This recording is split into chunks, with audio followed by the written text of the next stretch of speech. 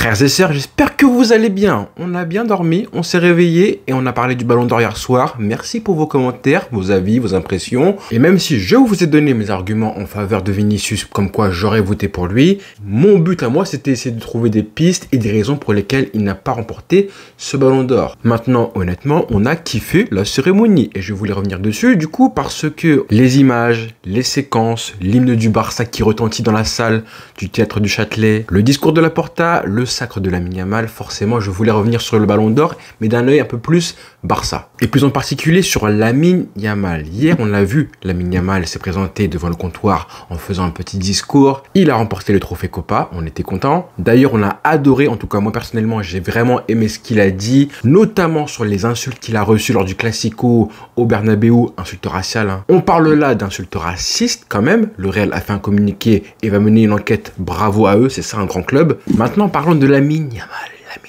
les frères. Parce que hier, qu'est-ce qui se passe? On a Lamine Yamal qui reçoit son trophée et tout de suite, Drogba, bien aidé par France Football, commence à parler du fait de Lamine Yamal. Est-ce qu'il va remporter ce Ballon d'Or là? Et surtout quand? Des comparaisons avec R9, heureusement qu'il n'a pas répondu. Apparemment l'oreillette n'a pas fonctionné, donc il n'a pas eu la question traduite. Mais il n'a pas répondu sur le fait qu'il pouvait peut-être battre le record de précocité du plus jeune Ballon d'Or de l'histoire du football. À sa place, c'est son père qui a répondu dans le public en disant qu'il pouvait le faire. Alors du coup, ça m'incite à faire cette vidéo là, à savoir est-ce que Lamine Yamal peut être le plus jeune Ballon d'Or de l'histoire du football, à savoir remporter le Ballon d'Or avant 2027, 2025, 2026 et 2027 au plus tard à 20 ans, sachant que R9 à l'époque en 97 l'a remporté à 21 ans. Quand on voit le talent du joueur, la montée en puissance du Barça récemment et le fait qu'il soit espagnol, ça aide, ça joue beaucoup pour les trophées internationaux, Euro et Coupe du Monde, on peut se poser la question. Alors bien sûr, nous, à l'heure actuelle, je pense qu'on est beaucoup à vouloir que Lewandowski, par exemple, le prenne enfin son Ballon d'Or qui lui a été volé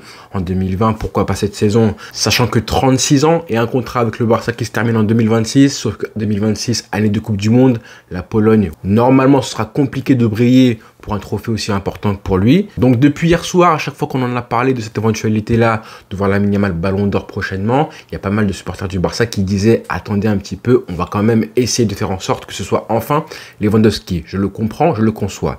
Par contre, maintenant, Lamine Yamal, on sait qu'un jour ou l'autre, il va tout rafler. On le sait, hein. Normalement, si tout va bien, si les blessures ne s'en mêlent pas, si jamais le Barça continue à monter en puissance, s'il conserve cette mentalité-là, parce que vraiment, il montre une maturité incroyable avec ce qu'il a répondu, par exemple, encore une fois hier soir, sur le fait que les insultes venant du stade du Bernabéu ne l'affectaient même pas, et qu'en gros, lui, ce qui l'importe, c'est le football et jouer son football à ce niveau-là, et que forcément, ça générait un petit peu de la hate, des haters. On a un joueur qui, normalement, va tout rafler. On ne sait pas quand, on ne sait pas quand ça va arriver et comment, mais on sait que progressivement, avec cette espèce de progression naturelle d'un joueur de 17 ans comme tous les joueurs du monde, avec cet entraîneur-là, hyper important, Hansi Flick, qui continue de le couver, de le protéger tous les jours et de l'exploiter pour le faire progresser, eh bien, on peut s'attendre, encore une fois, à ce que ce mec-là rafle tout. On ne sait pas quand, mais ce record-là, hein, de R9, de 21 ans et être Ballon d'Or, bah, c'est clairement faisable, d'autant plus que j'ai envie de croire que maintenant que le Barça est de retour, et ben le club aura de nouveau de quoi et vraiment les cartes en main pour faire en sorte qu'on ait un joueur qui soit élu Ballon d'Or, contrairement à ce qui s'est passé depuis maintenant 3-4 ans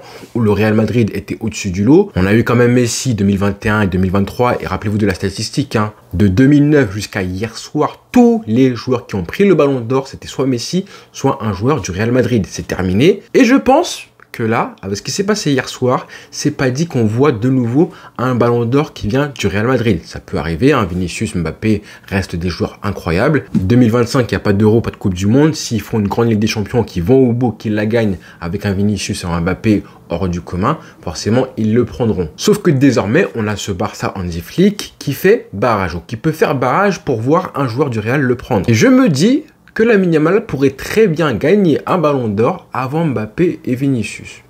Alors pour l'instant, c'est juste un petit fantasme comme ça, mais ce n'est pas inimaginable. Alors bien sûr, pour l'instant, il lui manque pas mal de choses, hein, des petites choses par-ci, par-là, un peu plus de statistiques. Lamine Yamal, il faut qu'il marque plus de buts, être le numéro 1 du Barça. Alors que pour l'instant, à l'instant T, ce n'est pas encore flagrant, c'est normal, il a 17 ans. Lewandowski et Rafinha pourraient aussi prétendre à ce statut aujourd'hui en tant que numéro 1 du Barça, c'est hyper important. Il faut que le Barça gagne enfin des gros trophées, notamment européens, et il faut briller dans les matchs références, marquer les esprits, être le protagoniste numéro 1. Ce qui reviendrait à être encore plus brillant, être encore plus le joueur providentiel qu'il a déjà été, notamment à l'Euro avec l'Espagne. En gros, faire encore plus que ça pour qu'on dise là c'est le meilleur joueur du monde et que ce soit crédible de le dire. Là, c'est pas encore unanime. Ça fait un petit peu trop avancé, trop prononcé de dire comme ça clairement Lamine Yamal est le meilleur joueur du monde, alors qu'un mec comme Vinicius, là, avril, mai 2024, c'était totalement crédible. Mais encore une fois, attention au Real Madrid. Ce qui s'est passé hier soir avec Rodri Ballon d'Or, pour Vinicius et pour Mbappé, ça change beaucoup de choses. Pour Vinicius, il va devoir se relever très vite. On verra justement ce week-end face à Valence, le stade où justement il y a eu des problèmes de racisme et tout. On verra comment il réagit, si mentalement il est prêt à rebondir et à repartir à l'attaque. C'est bien ce qu'il a marqué sur Instagram, ou plutôt Twitter je crois, quand il disait justement qu'il ferait 10 fois plus si nécessaire pour être Ballon d'Or. Ça, c'est la mentalité d'un vainqueur. Ça change des longs pavés de vous savez qui en 2021, 2020, sur Instagram, hein, quand il insultait tout le monde, la mère de France Football, Pascal Ferré, et j'en passe. Mais j'en parlais hier, hein, avec les égos du Real Madrid, comme dans n'importe quelle équipe en fait. Hein. Vinicius qui veut regagner un Ballon d'Or, Mbappé qui le vise justement. On sait qu'il a fait une préparation physique et tout, spécialement pour la saison, la Ligue des Champions et le Ballon d'Or. Sans oublier Rodrigo qui lui, forcément, il va pas regarder, constater ce qui se passe dans l'équipe avec deux joueurs qui sortent du lot et lui qui resterait dans l'ombre de ces deux mecs-là. Bah du coup, ça donne un Real Madrid où tu sais pas forcément si on a juste une addition de talent ou des joueurs qui se tirent vers le haut en fait. Vraiment pas. Contrairement au Barça où on a Lewandowski, Rafinha et Lamine Yamal qui jouent tous à un poste différent, qui ont une fonction différente. Alors qu'au Real, vous avez Vinicius et Mbappé qui veulent jouer au même endroit, qui prétendent aux mêmes récompenses, Rodrigo qui veut pas se faire oublier et Bellingham qui veut retrouver l'influence qu'il a perdue avec l'arrivée de Mbappé. Donc en vrai, bon courage à eux. Et pour répondre à la question initiale du titre, Lamine Yamal 2025, j'ai envie de croire que c'est un petit peu trop tôt pour lui. Parce que Lewandowski reste à ce niveau-là, parce que c'est aussi compliqué dans la tête des votants de mettre un bulletin avec Lamine Yamal 17 ans, 18 ans en juillet, août prochain quand les votes seront ouverts. De dire comme ça, décerner ce titre honorifique de meilleur joueur du monde à 18 ans, c'est un petit peu ringardiser le Ballon d'Or et ringardiser un petit peu le niveau général du football aujourd'hui. Donc c'est compliqué, je me mets un petit peu dans la tête des votants de mettre ce bulletin-là avec Lamine Yamal premier devant Lewandowski, Mbappé, Vinicius à 18 ans. Quand il aura pris de la bouteille, 19 ans, une LDC en plus, des chiffres et des statistiques à la hauteur de ces mecs-là et encore d'autres matchs marquants, là par contre ce sera différent. Donc 2025, un petit peu trop tôt je pense pour Lamine Yamal. Par contre 2026, avec l'Espagne qui pourrait être un des favoris pour la Coupe du Monde, avec un Barça possiblement encore plus fort que ce qu'on voit aujourd'hui, une LDC en plus, pourquoi pas, je sais pas. En tout cas des pépites qui auront encore pris en maturité, comme Koubarsi, comme Fermin Lopez et Casado et j'en passe, peut-être encore un nouveau gamin qui va arriver, qui va prendre le trophée Copa en 2025 là par contre ce sera forcément un des favoris en fait Lamine Yamal. Et on sera là pour assister à ça.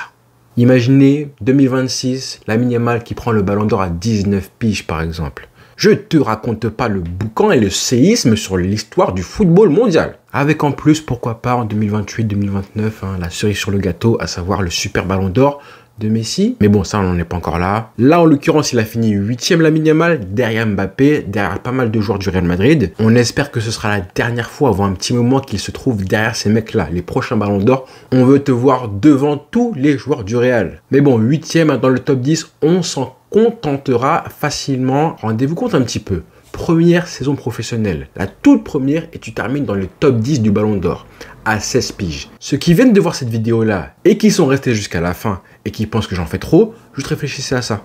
Première saison pro à 16 ans, il est 8e top 10 du Ballon d'Or. Imaginez la suite, quand on voit le casting des 25-30 nominés, je crois, du Ballon d'Or, sans vouloir manquer de respect à ce qu'on a vu hier soir des nominés. Franchement, il y a 10 ans de ça, on avait un casting de nominés qui était largement 10 fois supérieur à ce qu'on a vu. Donc la concurrence n'est pas non plus extraordinaire, à part Mbappé, Vinicius, Haaland, qui sont les héritiers naturels des Messi, des CR7, en termes de prestige et de favoris pour le Ballon d'Or. Mais une fois que tu es devant eux, tu as réussi à t'imposer sur la saison par rapport à ces mecs-là, tu peux logiquement être le favori numéro 1 tous les ans ou presque. Et comme je disais hier, c'est ce qu'on veut en fait. On veut voir Lamine Yamal tous les ans présent à la cérémonie pendant 10-15 ans comme Messi et CR7 l'ont été. Moi, perso, ça me dérangerait pas du tout que ce mec-là gagne 4-5 ballons d'or, au moins pour égaler CR7, voire un 6e. Bon, 8, c'est un peu trop, hein. 8, c'est vraiment le pire record de l'histoire du football, voire de l'histoire du sport, avec les 14 Roland Garros de Rafa Nadal. Mais en vrai, 5 ou 6 ballons d'or, ça me déplairait pas trop non plus.